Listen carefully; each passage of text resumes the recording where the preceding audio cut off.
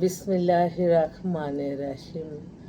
সকল প্রশংসা আল্লাহর, সকল ক্ষমতার মালিক আল্লাহ মহান। আসসালামু আলাইকুম আমার সকল আপনজন, কেমন আছেন? আমি আপনাদেরই কান্তা আপা আবারও চলে আসলাম। আজকে হচ্ছে 5/8/2026 সাল। আল্লাহর নামে কাজ শুরু করলাম।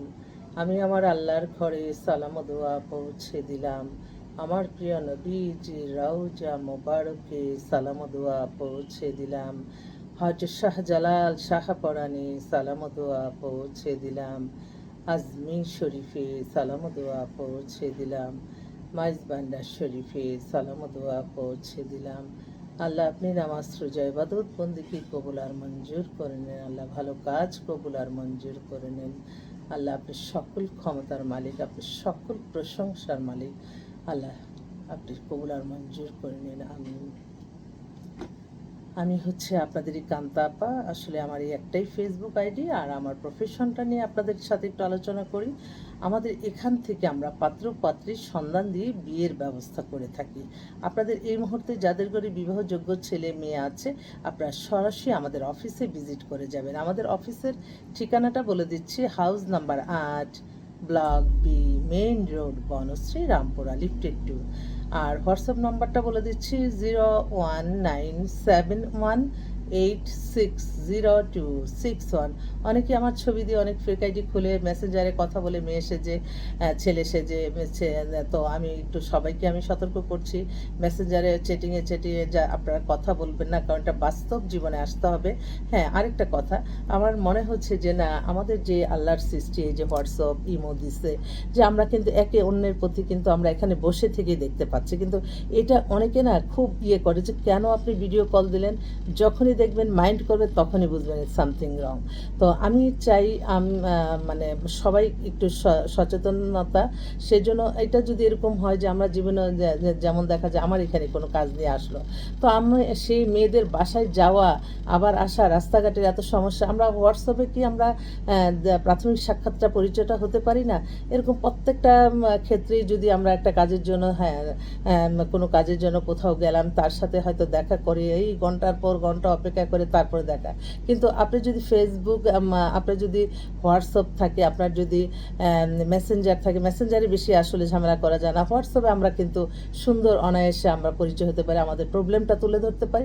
উনি যেটা পারলো সেটা হইলো, তা নাহলে একটা রিয়েকশন দিয়ে দিল। কিন্তু আমরা এক জায়গা থেকে আরেক জায়গায় যাওয়া এখনকার মানে খুবই কষ্টকর যানজটের জন্য, এটা জাস্ট বললাম। তো আমাদের এই প্রতিষ্ঠানে আপনারা আসবেন। আমাদের এখান থেকে অসংখ্য পাত্রপাত্রীর সন্ধান দেওয়া হয়।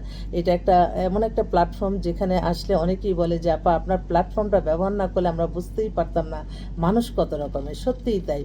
আর অনেকেই আছে যে গুজব অনেক কিছু ছড়িয়ে দেয় ফেসবুকের মাধ্যমে, এগুলির ব্যাপারে আমাদের সতর্ক থাকতে হবে। কোনো মিথ্যা কাল্পনিক গল্প দেখে কখনোই বিশ্বাস করবেন না, যতক্ষণ না টিভি চ্যানেলে দেখবেন।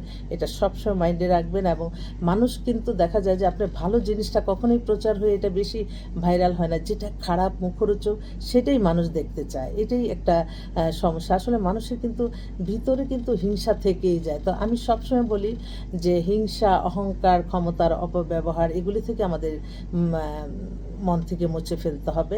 আমরা একে অন্যের শুভাকাঙ্ক্ষী হিসাবে থাকব, মানুষের কল্যাণে থাকব, এবং আমরা সবাই মিলে ভালো থাকব শুধুমাত্র আল্লাহর সন্তুষ্টির লাভের আশায়। নামাজ রোজা হজ জাকাত ওমরা পালন ভালো কাজের মাধ্যমে। কেন আমরা মানুষ হয়ে মানুষকে ক্ষতি করব? একটা সেকেন্ডের ভরসা নাই। আমরা ইসলামকে অনুসরণ করে চলি না, দেখেন না, আমরা সবাই মিলেই ভালো থাকবো।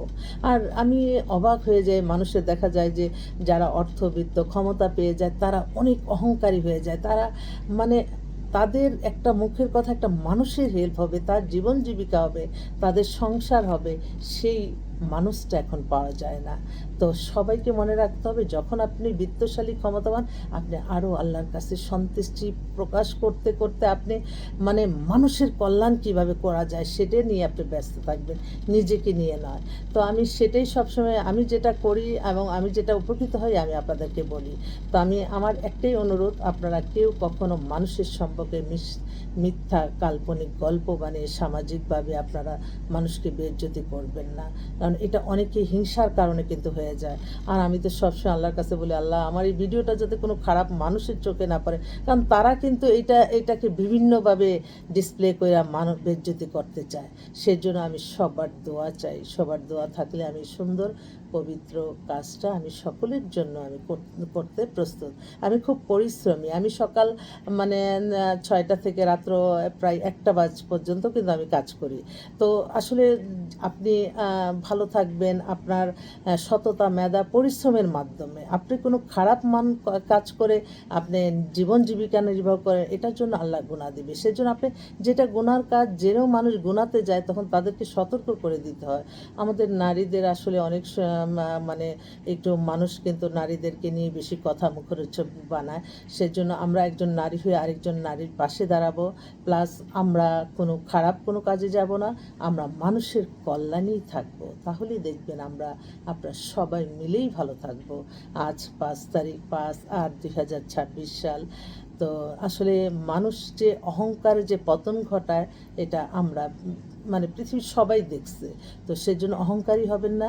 আর সবসময় মনে রাখতে হবে, আমি যেই দায়িত্বটা পেয়েছি রাষ্ট্র পরিচালনা, এটা আমার দায়িত্ব এবং কর্তব্য। এটা আমার নিজস্ব কোনো কিছু না, এটা জনগণ ভোট দিয়েছে, আমরা ক্ষমতায় এসেছি জনগণের কল্যাণেই থাকবো। তাদেরকে কেন আমরা সুবিধা থেকে বঞ্চিত করব, নিজেরা এত আলিশান থেকে? তাদেরকেও আমরা সুযোগ সুবিধা দিব। এটাই হোক আমাদের সকলের চাও। আসলে আমি সামান্য ক্ষুদ্র মানুষ, আমার কথাতে কোনো ভুল হলে ক্ষমা করে দিবেন। মানুষ কিন্তু বিভিন্ন ধরনের, আমি এগুলি কারণ আমি সামান্য ক্ষুদ্র মানুষ, আমি কিন্তু মানে মানুষের কল্যাণ ছাড়া আমি কোনো কিছু চিন্তাও করতে পারি না। সবাই ভালো থাকবেন। আসসালামু আলাইকুম।